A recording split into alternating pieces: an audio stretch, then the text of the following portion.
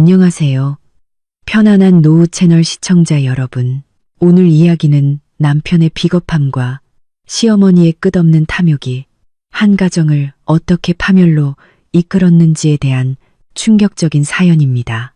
결혼식 다음날 아침, 시어머니는 제게 대뜸 집세 1,000만 원을 내놓으라고 요구했습니다. 저는 그 자리에서 짐을 싸서 회사가 제공한 고급 아파트로 이사했고, 몇 달 후 남편은 제 직장 앞으로 찾아와 무릎을 꿇었습니다. 지은아, 어머니가 쓰러지셨어. 제발 도와줘. 저는 먹고 있던 밥그릇 위에 젓가락을 내려놓았습니다. 오늘 식사 자리의 공기는 벽에 걸린 시계 초침. 소리가 귀청을 찌를 만큼 무겁고 차가웠습니다. 식탁에는 저, 남편 민준, 그리고 시어머니인 박 여사, 단 3사람뿐이었습니다. 바로 어제만 해도 성대했던 결혼식이 있었고, 오늘은 제가 이 집의 며느리로서 맞는 첫 식사였습니다. 저는 결혼 생활이 평온하고 행복할 거라 믿었지만 오산이었습니다. 상석에 앉아있던 박 여사는 물수건으로 입가를 느긋하게 닦고 진한 순금을 한 모금 마셨습니다. 찻잔을 식탁에 탁 하고 내려놓는 소리. 그것은 그녀가 어떤 명령을 내리기 직전의 신호였습니다. 저는 민준을 곁눈질로 살폈습니다. 남편은 밥그릇만이 유일한 피난처인 것처럼 그 안에 얼굴을 받고 밥을 우겨넣고 있었습니다. 박 여사가 헛기침을 했습니다. 그녀는 날카로운 눈빛으로 저를 똑바로 쳐다봤습니다. 처음 인사드리던 날부터 저는 그녀의 눈빛 속에 깊숙이 숨겨진 어떤 계산을 느꼈습니다. 이제 결혼식도 다 끝났으니 말이다. 그녀는 느리지만 차가운 목소리로 이야기를 시작했습니다. 저는 공손하게 대답했습니다. 네, 어머님. 알고 있습니다. 박 여사는 고개를 끄덕이더니 저고리 주머니에서 네모나게 접힌 종이 한 장을 꺼냈습니다. 그녀는 그것을 펴서 유리 식탁에 반듯하게 펼쳐놓았습니다. 그 위에는 알아보기 힘든 필체지만 빼곡하고 선명하게 숫자들이 적혀 있었습니다. 내가 이렇게 계산해봤다. 요즘 경제도 어렵고 물가도 천정부지로 오르지 않았니? 너희 둘 다 직장 다니고 수입도 안정적이고 나는 이제 늙었고 연금도 얼마 안 된다. 이번 달부터 너희 둘이 가족에게 공평하게 기여할 의무를 이행했으면 좋겠다. 그녀가 사용하는 공평하게라는 단어에 저는 약간의 놀라움을 금치 못했습니다. 제 생각에 가족은 서로 감싸 안고 나누는 곳이었습니다. 그런데 제가 이 집에 발을 들여놓자마자 그녀는 마치 남남처럼 선을 긋는 단어를 사용했습니다. 하지만 저는 그녀의 말을 끝까지 듣기 위해 평정심을 유지했습니다. 구체적으로 어떻게 기여하면 될까요? 저는 목소리가 떨리지 않도록 노력하며 물었습니다. 박 여사는 종이를 손가락으로 가리키며 매섭게 말했습니다. 두 사람의 매달 식비, 전기세, 수도세, 기타 생활비는 500만 원이다. 이건 내가 너희를 위해 아주 싸게 책정한 거다. 그리고 더 중요한 항목이 있지. 이 집은 내가 평생 모아서 산 재산이다. 너희가 여기서 살려면 나에게 집세를 내야지. 요즘 시세로 이 정도 아파트 월세는 최소 700에서 800만 원이지만 가족이니 500만 원만 받겠다. 총합해서 매달 1,000만 원을 나에게 줘야 한다. 제 귀는 먹먹해졌습니다. 매달 1,000만 원. 제가 그 돈을 벌지 못하는 것은 아니었습니다. 저는 영업팀 팀장 자리에서 충분히 그 돈을 벌고도 남았습니다. 하지만 문제는 금액이 아니라 그 요구의 본질에 있었습니다. 식비 기여는 당연히 제가 토를 달 이유가 없었습니다. 하지만 집세라니요. 결혼식을 올린 지 하루 만에 시어머니가 아들과 며느리에게 집세를 요구하다니요. 저는 민준을 쳐다보며 그가 뭔가 말해주기를 바랐습니다. 하지만 민준은 아무 말 없이 시선만 식탁에 고정한 채 마치 잘못을 저지른 어린아이처럼 옷자락만 만지작거렸습니다. 그의 침묵은 제 심장을 조여왔습니다. 저는 깊은 숨을 들이마신 뒤 시어머니를 똑바로 쳐다봤습니다. 어머님, 생활비 500만 원은 전적으로 동의하며 어머님 생활에 보탬이 되도록 기꺼이 드릴 수 있습니다. 하지만 집세 500만 원은 아무래도 납득이 가지 않습니다. 저희는 이 집의 자식인데 부모님에게 집세를 낸다는 게 말이 되나요? 만약 어머님 생활이 어려우시다면 저희가 용돈을 더 드릴 수 있지만 집세라는 이름은 너무 생소합니다. 박 여사가 식탁을 손바닥으로 쾅 하고 쳤습니다. 국그릇이 흔들리며 국물이 밖으로 튀었습니다. 너 감히 말대꾸하느냐? 이 집은 내 명이다. 내가 결정할 권리가 있어. 돈 내기 싫으면 당장 이 집에서 나가서 살아. 내가 민준을 키우느라 얼마나 많은 밥을 먹였는데 이제 결혼했으니 너희 부부가 당연히 효도할 책임이 있는 거다. 1,000만 원이 최종 금액이고 협상 없다. 그녀는 말을 마치자마자 벌떡 일어나 방으로 돌아갔습니다. 그녀는 삭막한 식탁에 그 요구사항이 적힌 종이만 남겨두었습니다. 저는 거기에 앉아 마치 한겨울에 얼음물을 뒤집어 쓴 듯한 기분이었습니다. 이것은 단지 돈에 대한 부당함이 아니라 감정적인 상처였습니다. 그녀의 눈에 저는 한낱 하숙생, 그 이상도 이하도 아니었습니다. 저는 그녀가 결혼 첫날부터 착취하려 했던 새로운 수입원이었습니다. 그리고 무엇보다 아팠던 것은 제가 남편이라 부르는 남자의 비겁함이었습니다. 침실 문이 제 등 뒤에서 닫혔습니다. 민주는 침대 가장자리에 앉아 텔레비전 화면이 꺼져 있는데도 리모컨을 마구잡이로 누르고 있었습니다. 그는 저를 쳐다보려 하지 않았습니다. 그의 외면은 제 가슴속 분노의 불길을 더욱 거세게 타오르게 했습니다. 저는 그가 어머니의 부당한 요구 앞에서 단 한마디라도 아내인 저를 변호해 주기를 바랐습니다. 하지만 그는 비굴한 침묵을 선택했습니다. 저는 그의 앞에 다가가 팔짱을 끼고 섰습니다. 저는 설명이 필요했고 하다못해 위로라도 듣고 싶었습니다. 민준 씨, 어머니의 요구가 당신도 받아들여지나요? 민준은 깜짝 놀랐습니다. 그는 저를 올려다보았다가 곧바로 시선을 떨궜습니다. 그의 목소리는 기어들어 가는 듯이 나약했습니다. 어머니 말씀도 일리가 있어. 어머니가 평생 모아 산 집이니까 우리가 자식된 도리로 감수해야지. 지은아, 저는 제 귀를 의심했습니다. 저는 눈을 부릅뜨고 남편을 바라봤습니다. 당신 지금 무슨 소리 하는 거야? 부모가 자식에게 집을 팔고 월세를 받는 게 무슨 논리야?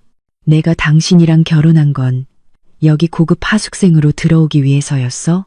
생활비는 아깝지 않아. 용돈을 더 드리는 것도 아깝지 않아. 하지만 명분은 확실해야지.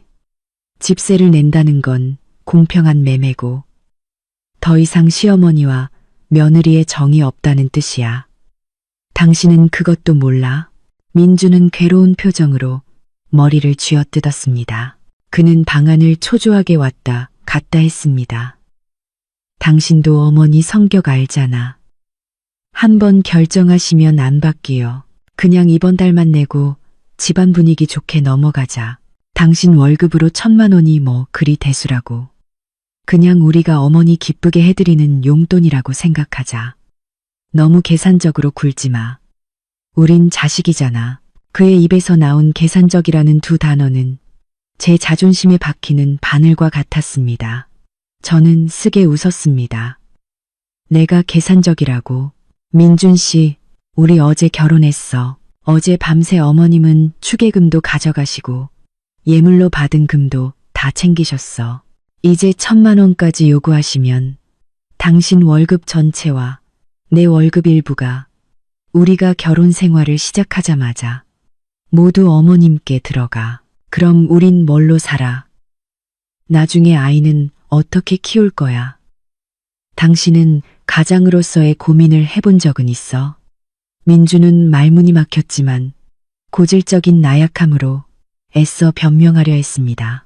그는 제 손을 잡으며 애원했습니다. 제발, 지은아. 이번만 어머니를 좀 참아줘. 어머니 기쁘시게 해드리는 셈치고 어머니가 연세가 있으셔서 성격이 오락가락하잖아. 여기서 우리가 어머니 말 거역하면 일이 더 커져. 이웃들이 비웃을 거야. 이번 달만 내고 내가 나중에 천천히 어머니께 말씀드려 볼게. 저는 그의 손을 뿌리쳤습니다. 식탁에서 보여준 그의 냉랭함과 지금 보여주는 비굴한 태도는 저를 더욱 역겹게 만들었습니다. 저는 문제가 탐욕스러운 시어머니뿐 아니라 주관 없는 바로 이 남편에게 있음을 깨달았습니다. 그는 자신의 안위를 위해 아내의 권리와 감정을 기꺼이 희생할 준비가 되어 있었습니다. 그는 아내를 잃을까봐 두려워하기보다는 어머니를 두려워했습니다. 당신이 언제쯤 말씀드릴 생각이야. 어머니가 나를 길거리에 내쫓을 때까지. 민준, 정신 차려. 당신 30살이야. 당신 인생조차 스스로 결정하지 못하면서 어제 결혼한 아내조차 보호하지 못해. 당신은 나에게 참으라고 했지만 내 인내심도 한계가 있어. 그리고 오늘 그 한계는 당신과 당신 어머니에 의해 무너졌어. 저는 민준을 정면으로 바라봤습니다. 제 눈에는 더 이상 애정이 없었고 오직 깊은 실망감만 남아 있었습니다. 분명히 말해둘게. 나는 그 부당한 요구를 절대로 받아들일 수 없어. 돈이 아까워서가 아니라 나는 이 집에서 빚쟁이로 살고 싶지 않아. 당신이 지금 이 문제를 해결하지 못한다면 나는 내 방식대로 해결할 거야. 민주는 어리둥절한 눈으로 저를 바라봤습니다. 당신 무슨 짓을 하려는 거야? 저는 대답하지 않았습니다. 저는 몸을 돌려 옷장으로 향했습니다. 제 머릿속에는 오직 이곳을 당장 벗어나야 한다는 생각뿐이었습니다. 저는 옷장 문을 활짝 열었습니다. 방충제 냄새가 코를 찔렀고 형용할 수 없는 답답함이 밀려왔습니다. 저는 옷장 위에 있는 회색 대형 캐리어를 끌어내렸습니다. 캐리어가 옷장 모서리에 부딪히는 소리가 방의 섬뜩한 침묵 속에서 메마르게 울려 퍼졌습니다. 저는 옷을 캐리어에 담기 시작했습니다. 저는 놀라울 만큼 침착하게 그 일을 처리했습니다. 울지도 소리치지도 않았습니다. 옷을 접고 바지를 마는 모든 동작은 단호하고 깔끔했습니다. 민주는 넋이 나간 채 저를 바라봤습니다. 그의 얼굴은 어리둥절함에서 공포로 바뀌었습니다. 그는 달려와 제 팔을 잡았습니다. 지은아, 당신 미쳤어? 지금 뭐 하는 거야? 한밤중에 어디를 가? 우리 어제 결혼했잖아. 저는 그의 손을 다시 한번 뿌리쳤습니다. 이전보다 더 강한 힘으로 그가 뒤로 휘청거리게 만들었습니다. 저는 계속해서 정장을 캐리어에 담았습니다. 나는 미치지 않았어. 아주 제정신이야. 당신 어머니와 당신이 돈을 내지 않으면 나가라라는 최후 통첩을 보냈지. 나는 두 번째 방법을 선택한 것뿐이야. 당신 모자에게 이 집을 돌려줄게. 이제 당신 어머니가 누구에게 세를 놓든 얼마를 받든 나는 더 이상 신경 안 써. 진정해. 둘이 문 닫고 이야기하자. 당신 이렇게 가버리면 어머니가 아시면 어쩌려고. 민주는 공허한 말로 저를 계속 붙잡으려 했습니다. 저는 하던 일을 멈추고 날카로운 눈빛으로 그를 쳐다봤습니다. 방금 뭐라고 했어? 나에게 참으라고 했지. 당신은 나를 아내로 생각해? 아니면 이 집의 현금 인출기로 생각해? 분명히 말해둘게. 나는 가정을 이루려고 결혼했지. 시댁에 새들어 살려고 결혼한 게 아니야. 비켜. 저는 캐리어 덮개를 닫고 지퍼를 침하고 단호하게 잠갔습니다. 그 소리는 저와 이 집을 잇는 마지막 끈이 끊어지는 소리 같았습니다. 저는 캐리어를 끌고 방을 나왔습니다. 나무 바닥 위를 구르는 바퀴 소리가 요란한 굉음을 냈습니다. 시어머니 방문이 벌컥 열렸습니다. 박 여사는 실크 잠옷 차림으로 나타났고 분노로 얼굴이 굳어 있었습니다. 그녀는 제 손에 들린 캐리어와 넉나간 민준의 얼굴을 보고 상황을 즉시 파악했지만 걱정 대신 경멸 가득한 비웃음을 흘렸습니다. 아, 용감하네. 돈 이야기 나오니까 바로 도망가겠다고 협박하는 거니. 시집 오자마자 아가씨 행세하려고 해. 내가 나를 협박할 수 있을 거라고 생각해? 이 집을 나가는 순간 다시 돌아올 생각은 꿈도 꾸지 마. 나는 너처럼 무례하고 분수를 모르는 며느리는 절대 들이지 않아. 저는 그녀를 마주 보고 섰습니다. 제 등은 꼿꼿했습니다. 저는 더 이상 평소에 움츠렸던 며느리가 아니었습니다. 어머님, 쫓아낼 필요 없습니다. 제가 스스로 나갑니다. 이 집은 어머님께서 잘 보존하시라고 돌려드립니다. 제가 여기서 먹은 밥값은 얼마 안 되지만 집세는 다른 분께 받으세요. 안녕히 계세요. 저는 캐리어를 끌고 현관으로 곧장 향했습니다. 박 여사는 격분했습니다. 그녀는 제 얼굴에 손가락질을 하며 쉰 목소리로 소리쳤습니다. 내가 감히 나한테 이렇게 말해? 민준아. 너는 거기 서서 네 아내가 난동 부리는 걸 구경만 할 거니? 네가 아내 교육 못 시키면 내가 시켜야지. 민준은 방문 앞에서 쪼그라들어 있었습니다. 그는 감히 앞으로 나서지도 못했고 어머니를 변호하거나 아내를 잡지도 못했습니다. 그는 두 여성의 충돌 앞에서 완전히 마비되었습니다.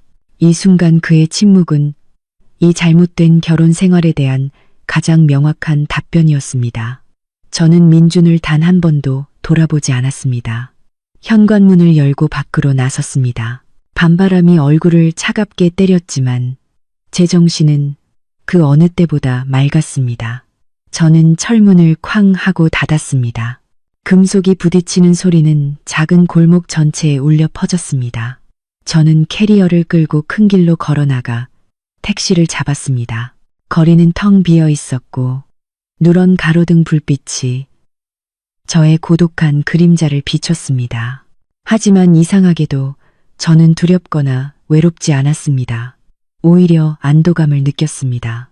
마치 하루 만에 짊어진 수천 근의 바위를 가슴에서 내려놓은 것 같았습니다. 저는 택시에 올라타 회사 근처 호텔 주소를 말했습니다. 차는 굴러가며 화려하지만 인간적인 정이라고는 없는 3층 집을 뒤로 남겨두었습니다. 저는 이제부터 진정한 싸움이 시작될 것임을 알았습니다. 밤 11시에 저는 호텔방에 체크인했습니다. 작고 깨끗하며 은은한 흰 조명이 비추는 방은 그 커다란 집이 줄 수 없었던 안정감을 주었습니다. 저는 침대에 털썩 주저앉았습니다. 온몸은 얼어붙을 듯 차가웠지만 정신은 팽팽한 활시위처럼 긴장되어 있었습니다. 제 휴대폰이 끊임없이 울렸습니다. 민준에게서 온 수십 통의 부재중 전화. 저는 받지 않았습니다. 더 이상 무의미한 변명을 듣고 싶지 않았습니다. 전화를 꺼두려고 할 때 화면에 아버지의 이름이 떴습니다. 심장이 덜컥 내려앉았습니다. 이 시간에 시골에 계신 부모님은 분명 주무시고 계실 텐데 불길한 예감이 엄습했습니다. 저는 떨리는 손으로 통화 버튼을 눌렀습니다. 여보세요, 아버지. 저예요. 수화기 너머에서 아버지의 떨리고 흐느끼는 목소리가 들려왔습니다. 지은아, 너 어디니? 어쩌다 일이 이렇게 됐니? 얘야. 저는 깜짝 놀랐습니다. 아버지, 진정하시고 말씀해 주세요. 무슨 일이에요? 어머니의 울음 섞인 목소리가 전화기를 타고 넘어왔습니다. 우리 딸, 어떡하니? 네, 시어머니가 방금 전화해서 아빠 엄마에게 온갖 욕을 다 하셨어. 제 몸에 피가 끓어오르는 것 같았습니다.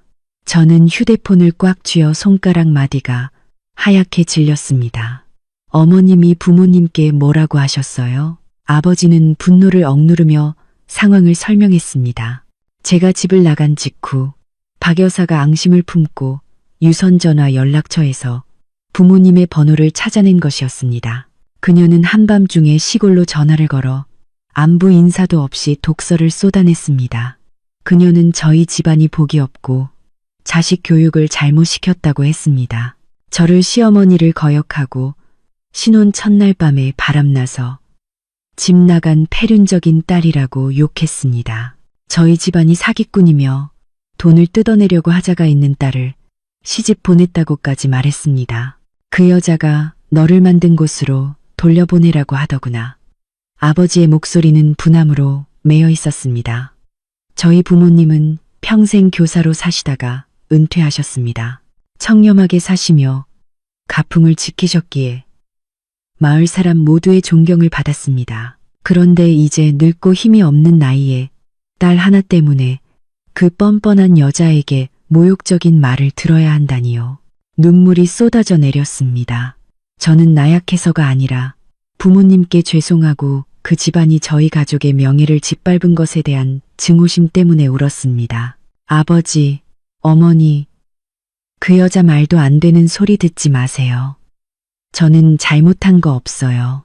제가 집을 나온 건 그 여자가 매달 1,000만 원의 집세와 생활비를 내라고 요구했기 때문이에요. 저는 거절했고 지금 안전하게 호텔에 있어요. 내일 제가 이 문제를 확실하게 해결할 테니 부모님 걱정하지 마시고 더 이상 울지 마세요. 제가 부모님 마음고생 시켜드려 죄송합니다. 저는 부모님을 안심시키기 위해 최대한 침착하게 말했습니다. 한참 설득한 끝에 부모님은 어느 정도 진정하셨지만 모욕당한 고통은 여전히 남아 있었습니다. 전화를 끊고 저는 어둠 속에서 조용히 앉아 있었습니다. 저의 분노는 이미 다른 상태로 변해 있었습니다. 바로 냉정하고 잔혹한 결심이었습니다. 만약 그 여자가 저만 욕했다면, 하지만 그녀가 감히 저의 부모님을 건드리고 저희 가족의 명예를 훼손했다면 저는 절대 용서할 수 없었습니다. 민주는 계속해서 문자를 보냈습니다. 돌아와줘. 어머니는 잠깐 화나신 거야. 어머니께 한마디 사과하면 끝날 일이야. 저는 그 문자를 읽고 코웃음을 쳤습니다. 사과해야 할 사람은 당신 어머니와 당신이야. 하지만 당신들에게는 더 이상 그런 기회가 없을 겁니다. 박 여사의 오늘 밤 행동은 이 결혼 생활에 공식적으로 종지부를 찍었습니다. 저는 더 이상 망설이거나 미련을 가질 필요가 없었습니다. 내일 저는 제가 해야 할 일을 할 것입니다. 다음 날 아침 저는 일찍 일어나 단정한 정장으로 갈아입었습니다. 거울에 비친 제 얼굴은 밤새 잠을 못 자 약간 수척했지만 눈빛은 확고한 결의로 빛나고 있었습니다. 저는 회사로 곧장 가지 않고 시내 중심에 있는 유명한 법률 사무소로 향했습니다. 그곳에는 저의 대학 동창인 혜윤이 일하고 있었습니다. 혜윤은 제가 이렇게 일찍 나타난 것에 놀라워했습니다. 집세 요구부터 어젯밤 부모님께 한 모욕적인 전화까지 제가 모든 이야기를 들려주자 혜윤은 고개를 저었습니다. 요즘 세상에 저런 괴팍한 시어머니가 있다니. 그리고 내 남편은 솔직히 말해 너무 비겁하다. 저는 고개를 끄덕였고 민준을 변호할 마음조차 없었습니다. 나는 가능한 한 빨리 이혼하고 싶어. 그 집안과 더 이상 얽히고 싶지 않아. 혜윤은 샘플 서류처를 꺼냈습니다. 내 경우는 단독 이혼 소송이야. 내 남편은 아마 쉽게 합의 이혼 서류에 서명하지 않을 거야. 네가 말한 그 나약한 성격이라면 그는 체면을 지키려고 널 붙잡거나 아니면 어머니 말에 놀아나 널 괴롭히려고 할 수도 있어. 하지만 걱정 마. 심각한 가정 불화에 대한 증거가 있고 자녀나 큰 공동재산이 없다면 법원도 신속하게 처리해 줄 거야. 이혼 신청서 작성해. 나머지 절차는 내가 다 맡을게. 저는 펜을 들고 이혼 신청서에 서명했습니다. 제가 써 내려가는 한 글자가 과거와의 단절을 의미했습니다. 이혼 사유는 회복 불가능한 가정 불화와 혼인 목적 불달성, 간결하고 명확하며 법적인 근거가 충분했습니다. 신청서를 작성하고 나자 저는 마음이 홀가분해졌습니다. 저는 혜윤에게 그날 오전에 바로 관할법원에 서류를 제출해 달라고 부탁했습니다. 그리고 저는 회사로 향했습니다. 로비에 들어서자 민준이 서서 저를 기다리고 있었습니다. 그는 덥수룩한 수염에 초췌한 모습이었습니다. 저를 보자 그는 달려와 제 손을 잡으려 했지만 저는 물러서서 거리를 두었습니다. 지은아, 밤새 어디 있었어? 나랑 집에 가자. 어머니가 네가 돌아와서 사과하면 어제 일은 없었던 걸로 하겠대. 저는 민준을 마치 이상한 생명체처럼 쳐다봤습니다. 이 지경에 이르렀는데도 그는 어떻게 저런 말을 할 수 있을까요? 당신 어머니께 가서 전해요. 저는 그분의 용서가 필요 없고 다시는 그 집에 돌아가지 않을 거라고요. 저는 방금 이혼 소송을 접수했어요. 곧 법원에서 당신에게 소환장이 날아갈 거예요. 민주는 얼어붙었고 얼굴에서 핏기가 가셨습니다. 이혼, 농담하지 마. 어제 결혼했는데 고작 돈 문제로 이혼하겠다고. 당신 너무 유치한 거 아니야? 유치해? 저는 크게 웃었습니다. 몇몇 지나가던 동료들이 돌아봤습니다. 당신 어머니가 내 부모님을 모욕한 걸 유치하다고 불러? 당신이 비겁하게 아내가 쫓겨나는 걸 지켜본 걸 사소한 일이라고 불러? 민준 씨, 똑똑히 들어요. 내가 이혼하는 건 돈 때문이 아니라 나는 당신 가족의 삶의 방식을 경멸해. 나는 당신을 경멸해. 이 정도면 충분히 명확해. 저는 말을 마치고 그를 지나쳐 엘리베이터 쪽으로 곧장 걸어갔습니다. 민주는 저를 따라오려 했지만 그가 소란을 피울 기미가 보이자 건물 경비원이 재빨리 그를 막아섰습니다. 저는 닫히는 유리문 너머로 민준을 바라봤습니다. 그는 무력하고 작아 보였습니다.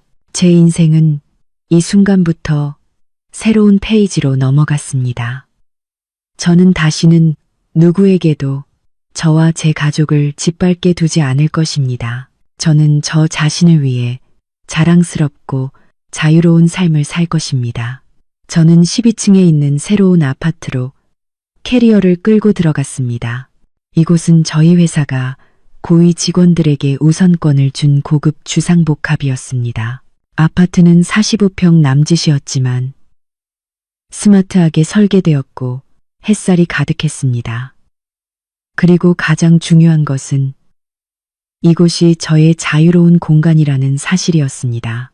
저는 발코니 문을 열었습니다. 거센 바람이 깔끔하게 묶은 제 머리카락을 날렸습니다. 아래의 번잡한 도시를 내려다보며 저는 깊은 숨을 들이마셨습니다. 이곳의 공기는 민준의 집에서 느껴졌던 답답함, 향냄새, 그리고 비난의 말들보다 훨씬 맑고 상쾌했습니다. 시집에 발을 들여놓자마자 저는 가족의 온기를 느끼기도 전에 도망쳐야 했습니다. 저는 모든 행동을 조심해야 했고 시어머니의 비위를 상하게 할까봐 두려워했습니다. 저는 민준이 난처해질까봐 걱정했습니다. 하지만 이제 저는 해방되었습니다. 저는 바로 짐 정리와 청소를 시작했습니다. 저는 가장 좋아하는 비취색 침구 세트를 샀습니다. 박 여사는 이 색깔이 칙칙하다고 비난했었습니다. 저는 작업대 위에 밝게 빛나는 노란 장미꽃 한 병을 꽂았습니다. 저는 스스로 간단한 계란 라면을 끓여서 제가 가장 좋아하는 드라마를 보면서 맛있게 먹었습니다. 아무도 제가 젓가락질하는 방식을 지적하지 않았고 아무도 국이 짜다거나 싱겁다고 불평하지 않았으며 아무도 집세를 요구하지 않았습니다. 제 휴대폰은 낯선 번호의 문자 메시지로 계속 울렸습니다. 저는 그게 제가 차단한 민준의 공식 번호가 아닌 다른 번호라는 것을 알고 있었습니다. 내용은 여전히 사과와 제게 돌아와 달라는 애원이었습니다. 그는 어머니가 화가 풀렸다고 말했습니다. 그는 이웃들이 수군거린다고 말했습니다. 그는 제가 해주는 밥이 그립다고 말했습니다. 저는 대충 훑어보고 바로 삭제했습니다. 그 말들은 이제 제게 쓰레기나 다름없었습니다. 다음 날 아침, 저는 완전히 새로운 태도로 회사에 출근했습니다. 저는 더 이상 새벽 5시에 일어나 온 가족의 아침 식사를 준비하기 위해 시장에 갈 필요가 없었습니다. 저는 6시 30분에 여유롭게 일어나 몇 가지 운동을 하고 가볍게 화장을 한 후 차를 몰고 출근했습니다. 동료들은 모두 제가 오늘 훨씬 더 생기 있고 밝아 보인다고 칭찬했습니다. 사장님이 저를 방으로 불렀습니다. 그는 두꺼운 서류철을 저에게 건네주었습니다. 지은 씨, 이건 외국 파트너와의 협력 프로젝트입니다. 개인적으로 힘든 일이 있다는 걸 알지만 저는 당신의 능력을 믿습니다. 이 계약을 성사시키면 공석인 영업부장 자리는 당신의 것입니다. 저는 단호한 눈빛으로 두 손으로 서류철을 받았습니다. 믿어주셔서 감사합니다. 사장님, 실망시키지 않겠습니다. 개인적인 문제는 이미 해결했습니다. 이제부터는 일에 100% 전념할 것입니다. 저는 불나방처럼 일에 몰두했습니다. 밤 9시, 10시까지 일하고 돌아왔지만 전혀 피곤함을 느끼지 못했습니다. 바쁨은 슬픔과 공허함을 잊게 해주었습니다. 저는 숫자와 비즈니스 전략 속에서 기쁨을 찾았습니다.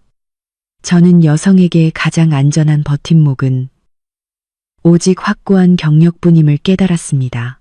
남자는 우리를 배신할 수 있지만 내가 스스로 이룬 능력과 돈은 절대 배신하지 않습니다. 한 달 후, 저는 법원으로부터 소환장을 받았습니다. 오늘은 첫 번째 조정 기일이었습니다. 저는 변호사 혜은과 함께 조정실로 들어갔습니다. 민주는 이미 그곳에 앉아 있었는데 수척해진 모습이 눈에 띄었습니다. 셔츠는 구겨져 있었고 눈 밑은 다크서클로 어두웠습니다. 제가 없는 삶이 그가 상상했던 것만큼 쉽지 않았던 모양입니다. 중년의 판사님은 돋보기를 통해 우리 둘을 바라봤습니다. 두 분 다 젊고 결혼한 지 며칠 만에 별거하셨는데 정말 이혼해야 할 만큼 불화가 심각한가요? 민준 씨는 의견이 있습니까? 민주는 급히 일어났고 그의 목소리는 떨렸습니다. 판사님, 저는 아직 아내를 사랑합니다. 이건 단지 어머니와 아내 사이의 오해일 뿐입니다. 다시 관계를 회복할 기회를 주십시오. 제가 어머니를 설득하겠습니다. 저는 민준을 차갑게 비웃었습니다. 설득이요. 당신은 지난 한 달 동안 설득은커녕 어머니가 제 부모님께 전화로 괴롭히는 걸 방치하지 않았나요? 판사님, 솔직히 말씀드리겠습니다. 우리의 불화는 오해가 아니라 삶의 가치관과 인격의 차이입니다. 민준 씨의 어머니는 결혼 첫날부터 며느리에게 집세를 요구했고 제 부모님을 모욕했습니다. 그리고 민준 씨는 나약해서 아내를 지켜주지 못했습니다. 저는 이런 남편과 살 수 없습니다. 저는 단호하게 이혼을 원합니다. 변호사 혜윤은 우리가 수집한 증거를 판사님께 제출했습니다. 그것은 아버지께서 녹음해 두신 박 여사가 부모님을 욕설하는 통화, 녹취 파일이었습니다. 아버지께서는 낯선 전화는 녹음하는 습관이 있었습니다. 그리고 민준이 어머니의 돈 요구를 인정하는 문자 메시지도 있었습니다. 판사님은 서류를 검토하며 눈살을 찌푸렸습니다. 그는 엄한 눈빛으로 민준을 바라봤습니다. 민준 씨, 시어머니가 집세를 요구하고 사돈에게 모욕을 주는 행위는 도덕과 전통적인 가족 윤리에 맞지 않습니다. 당신은 남편으로서 갈등을 해결하지 못하고 아내가 상처받게 했다면 큰 책임이 있습니다. 민주는 고개를 숙였고 더 이상 변명할 말이 없었습니다. 제가 단호하게 신청 철회를 거부하면서 조정은 결렬되었습니다. 2달 후 법원에서 최종 판결이 내려졌습니다. 우리에게 자녀가 없었고 공동재산도 거의 없었기 때문입니다. 제가 타던 스쿠터는 결혼 전에 제가 산 것이었고 시어머니가 예물로 받은 금을 신혼 첫날 밤에 모두 챙겨가셨기에 저는 그것도 돌려받으려 하지 않았습니다. 덕분에 절차는 신속하게 진행되었습니다. 이혼 판결문을 손에 쥐고 저는 법원 문을 나섰습니다. 오늘 하늘은 새파랗고 햇살은 눈부시게 빛났습니다. 저는 자유의 공기를 가슴 가득 들이마셨습니다. 이제 끝났습니다. 저는 공식적으로 옛날의 미혼 여성 지은으로 돌아왔습니다. 더 이상 박 여사의 며느리도 민준의 아내도 아니었습니다. 민준이 법원 입구까지 저를 따라왔고 제 옷소매를 잡았습니다. 지은아, 정말 이렇게 잔인할 수 있어. 우리 정말 끝난 거야. 저는 그의 손을 부드럽지만 단호하게 떼어냈습니다. 민준 씨, 우리는 당신이 내가 캐리어를 끌고 집을 나가는 걸 서서 바라보던 그날 밤에 이미 끝났어요. 당신은 이제 가서 어머니나 잘 돌보세요. 어머니께 드릴 집세를 낼 수 있는 새 아내를 찾길 바랍니다. 저는 택시에 올라탔고 뒤를 돌아보지 않았습니다. 법원 마당에 외롭고 초라하게 그림자를 들이우고 서 있는 민준의 모습이 보였지만 제 마음에는 더 이상 미동이 없었습니다. 저는 과거의 문을 닫고 더 밝은 미래의 문을 열었습니다.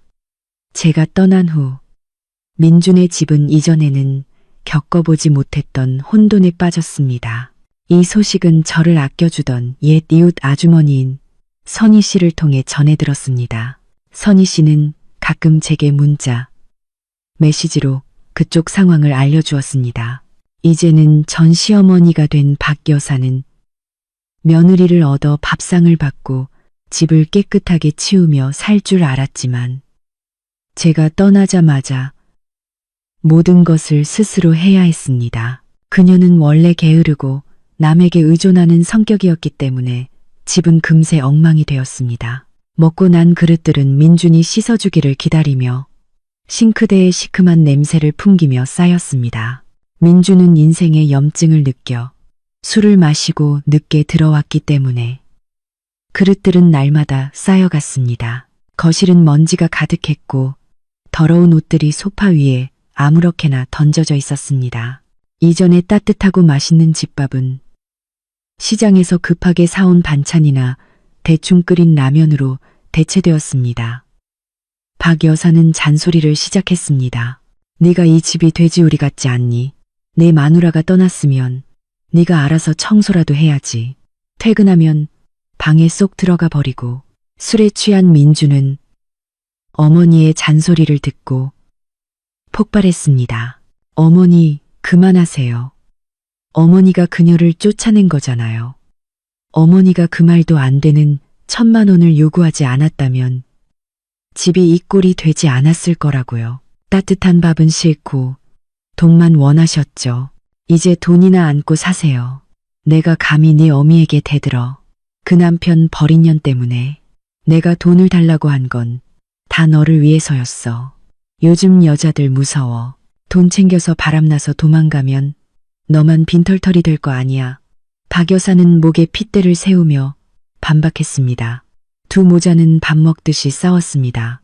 그들의 욕설은 동네 전체에 울려 퍼졌고 이웃들은 혀를 찼습니다. 이전에는 집이 평화로운 것을 보고 박 여사가 복이 많다고 칭찬했지만 이제는 이 광경을 보고 수군거리기 시작했습니다.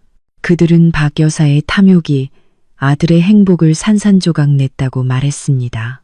문제는 여기서 끝나지 않았습니다. 저의 기여금과 민준의 상실감으로 인한 성과 저하로 가정 경제는 어려워지기 시작했습니다. 사치스러운 생활에 익숙했던 박 여사는 돈이 부족해지자 다시 민준에게 돈을 더 요구하기 시작했습니다. 민준이 돈이 없다고 하자 그녀는 다시 그를 무능하다고 욕했습니다. 민준은 현실에서 도피하기 위해 술에 더욱 의존했습니다. 그는 예전에 깔끔하고 온순한 회사원이 아니라 지저분하고 성마른 남자가 되었습니다. 술에 취할 때마다 그는 휴대폰으로 우리의 옛 사진들을 보며 흐느꼈습니다. 하지만 모든 것이 너무 늦었습니다. 그의 나약함은 자신의 행복이라는 대가를 치러야 했습니다. 전 시댁의 어둠과는 대조적으로 저의 삶은 날개를 단 듯이 상승하고 있었습니다. 유해한 결혼 생활의 짐을 벗어던진 것은 제 정신을 편안하게 하고 지성을 그 어느 때보다 명료하게 만들었습니다. 사장님께서 맡기신 외국 파트너와의 협력 프로젝트는 눈부신 성공을 거두었습니다. 저는 이사회와 파트너 대표단 앞에서 설득력 있는 프레젠테이션을 했습니다.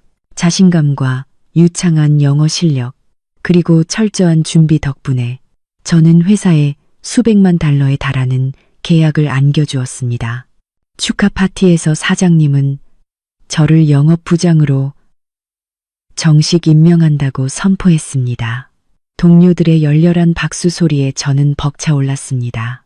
저는 영광의 단상에 서서 아름다운 꽃다발을 들고 용감하게 과거를 내려놓고 오늘을 맞이한 저 자신에게 조용히 감사했습니다. 제 수입은 크게 증가했습니다.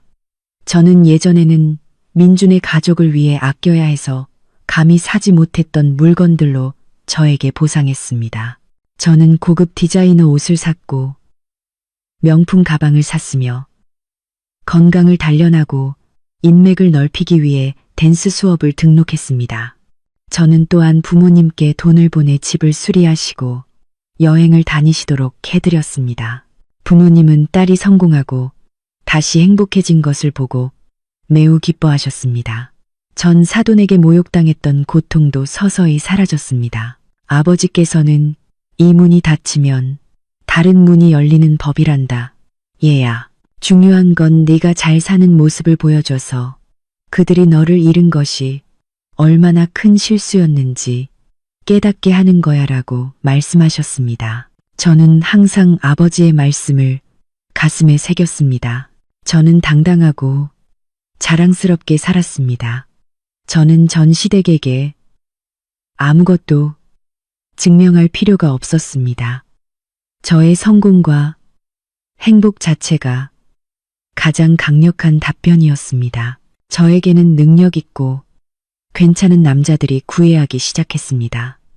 그들은 저의 재능과 성숙한 아름다움을 존중했습니다. 하지만 저는 서둘러 누구의 마음도 받아들이지 않았습니다. 저는 이 황금 같은 싱글 생활을 좀 더 즐기고 싶었습니다. 다른 사람에게 제 마음을 나누어 주기 전에 먼저 저 자신을 온전히 사랑하고 싶었습니다. 제가 승진하고 명품을 산 소식은 곧 박 여사의 귀에 들어갔습니다. 세상은 참 좁았습니다. 박 여사의 먼 친척 한 명이 제 회사에서 청소 일을 하고 있었던 것입니다. 이모는 원래 소문을 좋아하는 사람이어서 박 여사에게 자세한 상황을 일러바쳤습니다. 언니, 지은이가 요즘 완전히 떴어. 어제는 회사 차가 마중 나와서 출근하는 걸 봤어. 온통 명품 옷에 수천만 원짜리 가방을 들고 다니더라. 큰 계약단에서 부장으로 승진했대. 월급이 몇 천만 원은 될 거래. 박 여사는 이 말을 듣고 얼굴색이 변했습니다. 그녀는 자기 귀를 믿을 수 없었습니다. 뭐라고? 그 계집애가 그렇게 됐다고? 분명 사장하고 불륜을 저지르거나 불법적인 일을 하는 걸 거야. 그의 능력으로 뭘 하겠니? 입으로는 그렇게 말했지만 박 여사의 마음속에는 극도의 질투가 끓어올랐습니다. 그녀는 후회했습니다. 그녀는 자신의 손으로 쫓아낸 돈 찍어내는 기계가 아까웠습니다. 그녀는 만약 제가 아직 집에 있었다면 그 몇천만 원의 월급이 모두 자신의 통장으로 들어왔을 것이라고 계산했습니다. 그녀는 마음껏 쇼핑하고 동네 사람들에게 자랑할 수 있었을 것입니다. 질투는 박 여사를 더욱 앙심 품게 만들었습니다. 그녀는 동네를 돌아다니며 저를 험담하기 시작했습니다. 그녀는 동네 입구 쉼터에 앉아 아주머니들에게 입을 비쭉거리며 말했습니다. 에이, 그 여자 대단한 줄 알지 마세요. 우리 집의 덕을 본 겁니다. 우리 집에서 지낼 때 내가 밥 해주고 뒷바라지 해줬으니까 승진할 힘이 생긴 거지. 이제 돈 좀 벌었다고 남편을 버리고 늙은 시어머니를 버려? 그 배은망덕한 여자. 나중에 벌 받을 거야. 아주머니들은 이 말을 듣고 반신반의했습니다. 몇몇은 박 여사에 동조하며 저를 비난했습니다. 하지만 사정을 아는 사람들은 그저 비웃을 뿐이었습니다. 그들은 박 여사의 탐욕스럽고 교활한 성격을 잘 알고 있었기 때문에 그녀의 말을 완전히 믿지 않았습니다. 뒷담화에 그치지 않고 박 여사는 제 회사까지 찾아가 소란을 피울 음모를 꾸몄습니다. 그녀는 제가 체면을 중시해서라도 돈을 주고 입막음을 하거나 아니면 최소한 동료들 앞에서 저에게 망신을 주면 속이 시원할 거라고 생각했습니다. 어느 맑은 아침, 제가 중요한 회의를 준비하고 있을 때 안내데스크에서 전화가 왔습니다. 지은 부장님, 시어머니라고 주장하는 아주머니가 로비에 서서 부장님을 만나자고 난리입니다.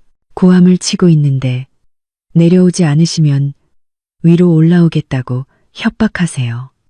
저는 미간을 찌푸렸습니다.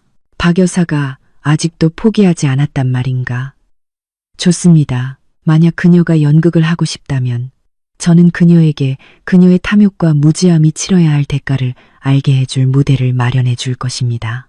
저는 옷매무새를 가다듬고 심호흡을 한 후 엘리베이터로 향했습니다. 엘리베이터가 1층에 멈추고 문이 열리자 제 눈에 들어온 것은 안내데스크의 혼란스러운 광경이었습니다. 박 여사는 팔짱을 끼고 경비원들에게 큰 소리로 고함을 치고 있었습니다.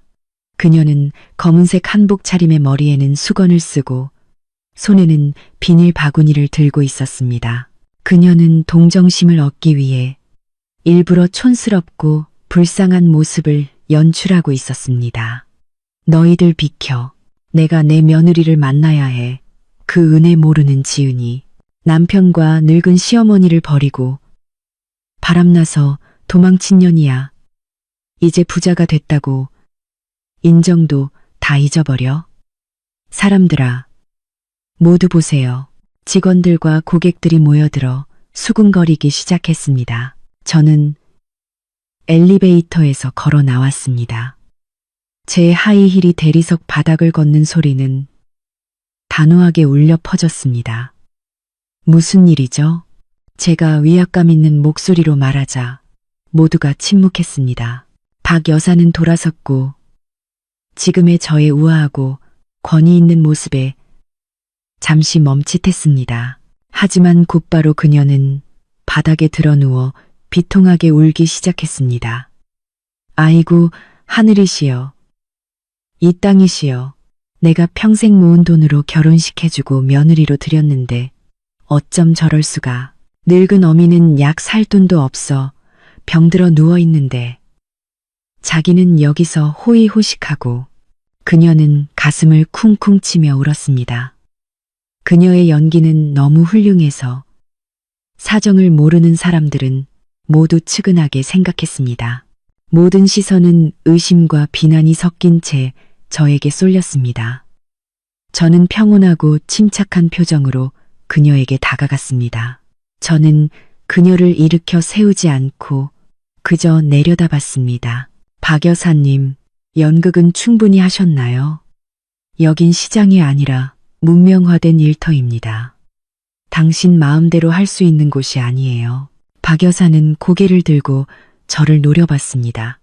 네가 감히 발뺌해? 네가 남편 버린 건 엄연한 사실이야. 너 우리 집 돈 다 빼돌리고 도망갔지. 사람들아, 이 여자의 본색을 봐주세요. 저는 싸늘하게 웃었습니다. 제가 당신 집 돈을 빼돌렸다고요? 아니면 당신이 며느리인 저에게 매달 1,000만 원의 집세를 요구한 걸 기억하시나요? 당신이 한 말을 기억하십니까? 1,000만 원의 집세 이야기를 듣자 군중이 웅성거리기 시작했습니다. 박 여사는 잠시 당황했지만 애써 목소리를 높여 반박했습니다. 거짓말 마. 내가 언제 집세를 달라고 했어. 나는 생활비 분담을 말한 것뿐이야. 피 묻은 입으로 함부로 말하지 마. 저는 휴대폰을 꺼냈습니다. 다행히도 그날 식사 자리에서 그녀의 이상한 태도를 보고 직감적으로 저는 녹음 버튼을 눌러두었습니다. 저는 휴대폰을 안내데스크 직원들이 배경 음악을 틀 때 쓰는 무선 스피커에 연결했습니다. 증거가 필요하시죠? 모두 이 녹음 파일을 들어보세요.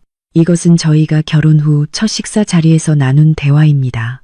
제가 재생 버튼을 누르자 박 여사의 시끄럽고 날카로운 목소리가 로비 전체에 선명하게 울려 퍼졌습니다. 이 집은 내가 평생 모아서 산 재산이다. 너희가 여기서 살려면 나에게 집세를 내야지.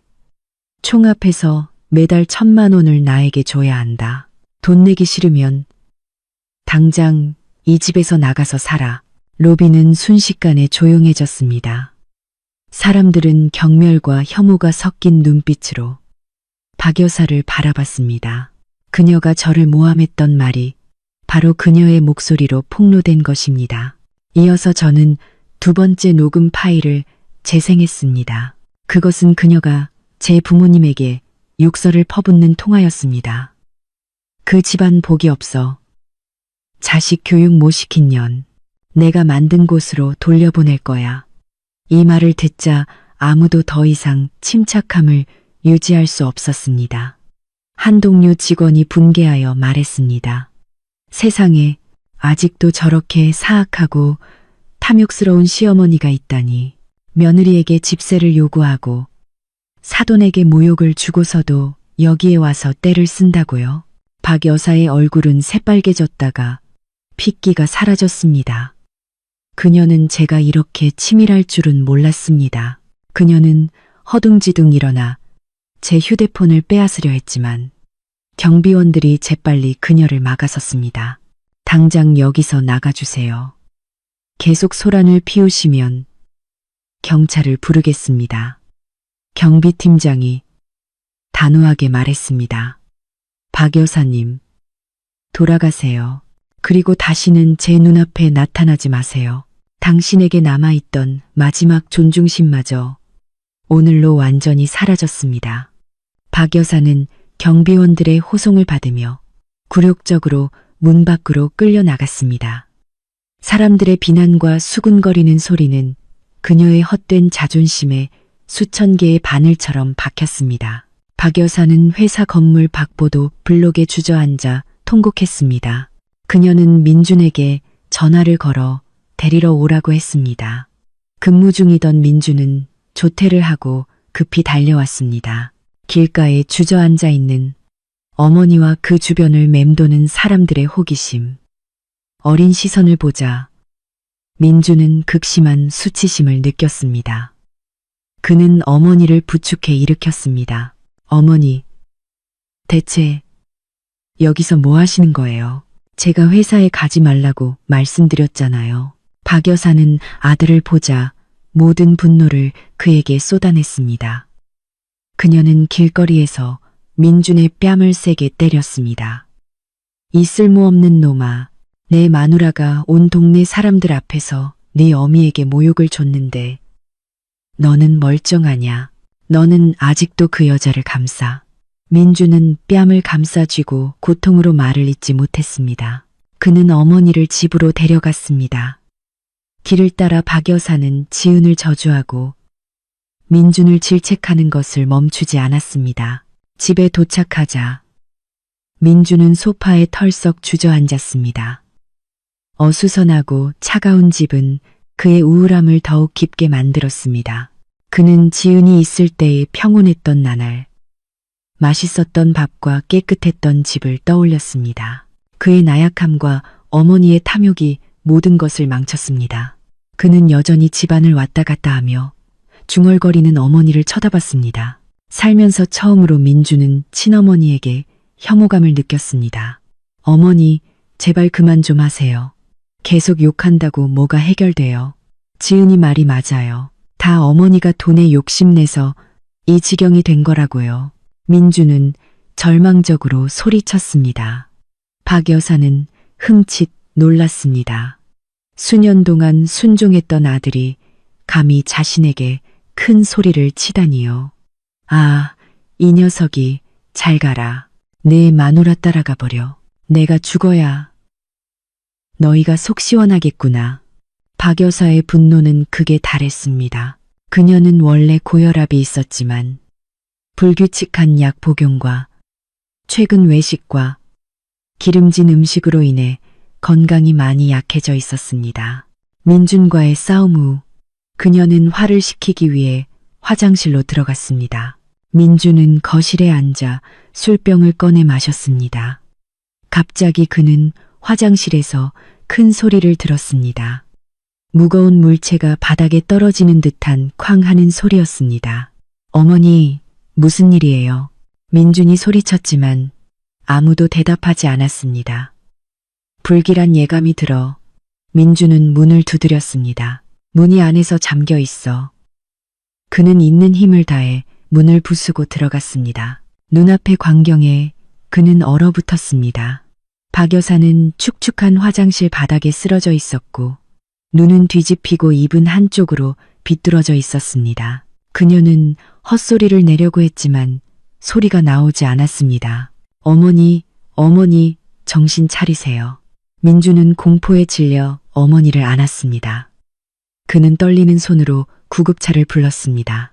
구급차는 요란한 사이렌 소리를 내며 그 조용한 동네의 밤을 갈랐고 박 여사를 싣고 떠났습니다. 민주는 구급차에 앉아 차가운 어머니의 손을 꼭 잡았습니다. 그의 눈에서는 눈물이 쉴 새 없이 흘러내렸습니다. 그는 방금 전에 어머니에게 큰 소리를 낸 것을 후회했습니다. 그녀가 아무리 잘못했더라도 그녀는 그의 어머니였습니다. 병원에서 의사는 박 여사가 광범위한 뇌출혈로 상태가 매우 위독하며 생명을 구하려면 즉시 수술해야 한다고 진단했습니다. 제때 수술하지 않으면 사망하거나 평생 식물인간으로 살아야 할 것이라고 했습니다. 늙은 의사는 안경을 밀어 올리며 민준을 안쓰럽게 바라봤습니다. 이 수술은 매우 복잡하고 비용이 많이 듭니다. 예상 비용은 3억 원입니다. 준비를 위해 성금 1억 원을 먼저 내셔야 합니다. 지금 바로 수납 창구로 가세요.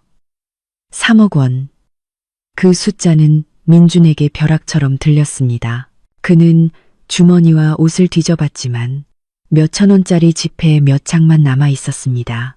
그의 은행 계좌는 몇 달 동안의 방탕한 생활과 술 도박으로 인해 바닥나 있었습니다. 어머니의 비상금은 그녀가 철저하게 숨겨두었기에 그는 어디에 두었는지 비밀번호는 무엇인지 알 수 없었습니다. 민주는 친척들에게 전화를 걸어 돈을 빌리려 했습니다. 하지만 그가 전화를 걸어 돈 이야기를 꺼내자마자 모두 핑계를 대며 피했습니다. 아이고, 내가 지금 집수리 때문에 돈이 묶여서 말이야. 나도 지금 정기 예금으로 넣어놔서 깰 수가 없어. 나 지금 출장 중이라 송금이 안 돼. 그들은 모두 박 여사의 성격과 민준의 비참한 현재 상황을 잘 알고 있었기 때문에 엮이고 싶어 하지 않았습니다. 그들은 돈을 빌려줬다가 떼일까봐 두려워했습니다. 민준은 차가운 병원 복도에 주저앉아 절망했습니다. 그는 머리를 쥐어뜯었습니다. 어머니의 생명이 위태로운데 그는 돈이 없어 무력했습니다. 가장 궁지에 몰렸을 때 민준의 머릿속에 한 생각이 섬광처럼 스쳐 지나갔습니다. 그는 지은을 기억했습니다. 지은은 이제 매우 부유했습니다. 그녀는 막 큰 계약을 따냈고 회사 차로 출퇴근했습니다. 3억 원은 이제 그녀에게 큰 문제가 아닐 것입니다. 민주는 그 가느다란 희망에 매달렸습니다. 그는 아무리 헤어진 아내라지만 한때는 한 이불을 덮고 산 사이인데 지은이 보고도 모른 척하지 않을 것이라고 스스로를 위로했습니다. 민주는 벌떡 일어나 병원을 뛰쳐나갔습니다. 그는 오토바이를 미친 듯이 몰아지은이 살고 있는 고급 아파트 단지로 향했습니다. 그의 머릿속에는 지은에게 간청할 수천 가지 말이 정리되고 있었습니다. 그는 무릎을 꿇고 울고 지은이 돈을 내주기만 한다면 무엇이든 할 준비가 되어 있었습니다. 하늘에서 빗줄기가 쏟아지기 시작했습니다. 빗방울이 민준의 얼굴을 세차게 때렸지만 그는 아무것도 느끼지 못했습니다. 어머니를 잃을지도 모른다는 두려움과 전처에게 구걸해야 하는 수치심이 그의 마음속에서 뒤섞여 혼란을 일으켰습니다. 도착했지만 민주는 거주자 카드가 없어 경비원에게 제지당했습니다. 그는 자신이 가족이며 위급 상황이라고 울면서 간청한 끝에 경비원은 마침내 지은의 아파트로 전화를 걸어 확인해 보았습니다. 지은은 창가에서 책을 읽고 있다가 전화벨 소리를 들었습니다. 민준이 로비에서 만나자고 요구했다는 사실에 그녀는 놀랐습니다. 그녀는 거절하려고 했지만 경비원이 민준이 매우 초라해 보이고 어머니가 위독하다고 울고 있다고 말하는 것을 듣고 잠시 생각했습니다. 그녀는 그를 만나기로 동의했습니다. 그녀는 그가 무슨 짓을 할지 보고 싶었고 만약 정말 생사의 문제라면 인간적인 도리로서 드러나 봐야 한다고 생각했습니다.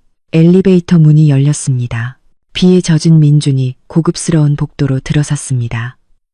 그는 지은의 아파트 문 앞에 서서 떨리는 손으로 초인종을 눌렀습니다. 문이 열리고 지은이 크림색 실크 잠옷 차림으로 나타났습니다. 그녀는 우아하고 고상해 보였습니다. 민준의 초췌한 모습과 지은의 빛나는 모습의 대비는 그를 더욱 비참하게 만들었습니다. 지은을 보자마자 민준은 문 앞에서 무릎을 꿇었습니다. 그는 두 손을 모아 그녀에게 절을 했습니다. 눈물은 빗물과 섞여 수척한 얼굴을 타고 줄줄 흘러내렸습니다. 지은아, 부탁해. 빌게. 어머니를 살려줘. 어머니가 뇌졸중으로 쓰러지셔서 병원에서 죽어가고 있어. 지은은 한 걸음 뒤로 물러서서 차가운 눈빛으로 민준을 바라봤습니다. 그녀는 과도하게 놀라거나 동정심을 보이지 않았습니다. 일어나서 말해요. 무슨 일인지 분명히 말해요. 여기서 이런 소란 피우지 마요. 이웃들이 비웃어요. 민준은 여전히 무릎을 꿇은 채 지은의 바짓가랑이를 잡았습니다. 의사가 3억 원이 필요하다고 했어. 당장 돈을 구할 수가 없어. 지금 친척들 아무도 돈을 빌려주지 않아. 나도 어머니가 당신에게 잘못한 거 알고 내가 당신에게 잘못한 거 알지만 죽을 땐 다 털고 가는 거야. 아무리 그래도 어머니는 한때 당신의 시어머니였잖아. 사람 살리는 공덕이라고 생각하고 도와줘. 평생 당신의 소처럼 일해서 이 빚을 갚을게. 지은은 무릎 아래에 남자를 내려다봤습니다. 이 남자는 한때 그녀의 남편이었습니다. 그녀를 평생 보호하겠다고 맹세했던 남자. 이제 그는 자기 가족의 탐욕과 어리석음 때문에 이토록 비참한 지경에 이르렀습니다. 3억 원이요. 지은이 되물었습니다. 응, 3억 원이야. 당신에게는 이젠 큰돈 아니잖아. 그렇지. 나 좀 도와줘, 지은아. 빌게. 민주는 쿵쿵 소리가 나도록 머리를 바닥에 굳었습니다. 지은은 한참 동안 침묵했습니다. 공간은 민준의 거친 숨소리가 들릴 만큼 고요했습니다. 민준은 희망에 차서 그녀를 올려다봤지만 지은이 그를 바라보는 눈빛은 면도날보다 더 차가웠습니다. 지은은 민준의 손을 바짓가랑이에서 떼어냈습니다. 그녀는 신발장 의자에 앉아 그의 눈높이를 맞췄습니다. 민준 씨 말이 맞아요. 3억 원은 저에게 큰 돈이 아니죠. 저는 당장 수표를 끊어주거나 송금해 줄 수 있어요. 하지만 저는 그렇게 하지 않을 거예요. 민주는 얼어붙었습니다. 왜 이렇게 악독해? 사람이 죽어가는 걸 보고도 모른 척 하겠다는 거야. 지은은 싸늘하게 웃었습니다. 악독하다. 당신은 내가 왜 악독하냐고 묻는 건가요? 당신 어머니가 우리 부모님에게 전화해서 욕설을 퍼붓던 밤을 기억하나요? 그 여자는 우리 부모님을 복없고 자식 교육 못 시킨 년이라고 했죠. 그때 그 여자는 정이라는 걸 생각했나요? 내가 집세 안 낸다고 한밤중에 나를 길거리로 쫓아낼 때 그 여자는 나를 며느리로 생각했나요? 지은은 일어서서 문을 가리켰습니다. 제 돈은 제 땀과 눈물 그리고 지혜로 벌어들인 거예요. 저는 이 돈을 제 부모님과 저를 사랑하는 사람들에게 효도하는 데 쓸 거예요. 저는 저와 제 가족의 인격을 짓밟았던 사람을 살려야 할 책임이 없어요. 당신은 죽을 때 모든 원한을 털고 가야 한다고 했죠. 미안하지만 저에게 그 정은 그날 이미 죽었어요. 이제 우리는 남남이에요. 당신 어머니의 생사는 당신 집안의 복에 달려 있어요. 저는 상관없어요. 지은의 말은 민준의 얼굴에 차가운 물을 끼얹는 것과 같았습니다. 그는 여기서 더 이상 희망이 없다는 것을 깨달았습니다. 지은은 매우 명확하고 단호하게 말했습니다. 그의 가족이 그녀에게 입힌 상처는 너무 커서 무엇으로도 보상받을 수 없었습니다. 당신 정말 잔인해, 지은아. 민주는 마지막으로 억울함을 토해냈습니다. 오늘 저의 잔인함은 당신들의 매정함이 만들어낸 거예요. 돌아가세요. 지은은 냉정하게 문을 닫았습니다. 민주는 영혼 없는 시체처럼 지은의 아파트 단지를 나섰습니다. 그는 병원으로 돌아왔습니다. 돈을 빌릴 수 없었으니 남은 방법은 하나뿐이었습니다. 집을 파는 것이었습니다. 어머니가 평생의 재산이라고 자랑하며 며느리에게 집세를 요구했던 그 3층 집은 이제 어머니의 목숨을 구하기 위해 팔려야 했습니다. 돈이 급했기 때문에 민주는 부동산 투기꾼들에게 헐값으로 집을 팔 수밖에 없었습니다. 30억 원이 넘는 가치의 집이 25억 원도 안 되는 가격에 금매로 처리되었습니다. 민주는 그 돈으로 병원비를 내고 어머니의 수술을 진행했습니다. 수술은 성공하여 박 여사의 생명은 건졌지만 후유증은 매우 심각했습니다. 그녀는 왼쪽 반신이 마비되었고 입이 비뚤어져서 말을 제대로 할 수 없었습니다. 그녀는 한자리에 누워 모든 개인적인 생활을 남의 도움에 의존해야 했습니다. 퇴원 후 민주는 깊은 골목에 있는 축축하고 비좁은 월세방을 구해 어머니와 함께 살았습니다. 집을 팔고 남은 돈은 어머니의 약값으로 사용하기 위해 저축했지만 재활치료 비용과 간병인 비용이 너무 커서 그 돈은 빠르게 줄어들었습니다. 민주는 우울하고 부끄러워 예전 회사를 그만두었습니다. 그는 대리운전을 하고 막노동을 하며 하루하루를 살았습니다. 하얗고 깔끔했던 사무직 청년은 이제 검게 그을리고 야위어 초라해졌습니다. 박 여사는 곰팡이 핀 천장을 바라보며 뜨거운 월세방에 누워 있었습니다. 눈물이 베개 위로 흘러내렸습니다. 그녀는 후회했습니다. 그녀는 넓고 시원했던 예전 집을 떠올렸습니다. 지은이 차려주던 맛있는 밥상을 기억했습니다. 만약 그녀가 탐욕스럽지 않았고 집세를 요구하지 않았다면 지금쯤 그녀는 착한 며느리의 보살핌 속에 평온한 가정을 이루고 있을 것입니다. 그녀 자신이 자신의 밥그릇을 깨뜨린 것입니다. 민준이 일하고 돌아와 피곤함에 짜증을 내며 그녀에게 소리칠 때 그녀는 그저 울기만 했습니다. 그녀는 아들에게 그리고 지은에게 미안하다고 말하고 싶었지만 그녀의 입은 굳어져 무의미한 헛소리만 내뱉을 뿐이었습니다. 이것은 그녀의 악행이 치러야 할 너무나 비싼 대가였습니다. 1년 후 저는 국제공항에 서서 밝은 빨간색 캐리어를 끌고 있었습니다. 오늘은 부모님과 함께 유럽 여행을 가는 날이었습니다. 오랫동안 꿈꿔왔던 여행을 이제야 실현하게 된 것입니다. 부모님의 환한 미소를 보자 제 마음은 유난히 따뜻해졌습니다. 제 현재의 삶은 더할 나위 없이 만족스러웠습니다. 저는 부모님이 원하실 때 함께 지낼 수 있도록 더 넓고 고급스러운 아파트를 구매했습니다. 제 경력은 꾸준히 발전하고 있었고, 저는 비즈니스에 대한 열정을 충족시키기 위해 작은 의류 매장도 열었습니다. 저는 또한 성숙하고 괜찮은 남자의 사랑을 받아들이기 위해 마음을 열었습니다. 그는 저의 비즈니스 파트너였고 저의 과거와 의지를 매우 존중해 주었습니다. 우리는 지금 서로를 알아가는 단계에 있으며 모든 것이 순조롭게 진행되고 있습니다.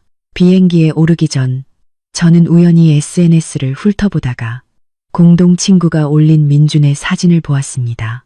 사진 속 민준은 대리운전, 기사 복장으로 길거리에서 노점에서 밥을 먹고 있었습니다. 그는 10년은 더 늙어 보였습니다. 저는 그 사진을 보고 더 이상 증오나 통쾌함을 느끼지 않았습니다. 저는 단지 연민을 느꼈습니다. 현재의 행복을 소중히 여길 줄 몰라 모든 것을 잃어버린 인생에 대한 연민이었습니다. 저는 휴대폰을 끄고 미소 지으며 보안 게이트를 통과했습니다. 과거는 정말로 잠들었습니다. 제 앞에는 넓고 아름다운 하늘이 기다리고 있었습니다. 저는 스스로 정직하고 당당하게 살아간다면 행복은 언제나 미소 지을 것이라고 믿습니다. 저의 이야기는 여기서 마무리되지만 모든 사람들에게 하나의 교훈을 남깁니다. 결혼은 두 사람의 노력으로 이루어져야 하며 가족 구성원 간의 존중이 필수적입니다. 돈과 이기심이 눈을 가리게 하지 마세요. 실수를 깨달았을 때는 이미 너무 늦을 수 있습니다. 마지막 순간까지 경청해 주신 시청자 여러분께 진심으로 감사드립니다. 다음 영상에서 뵙겠습니다.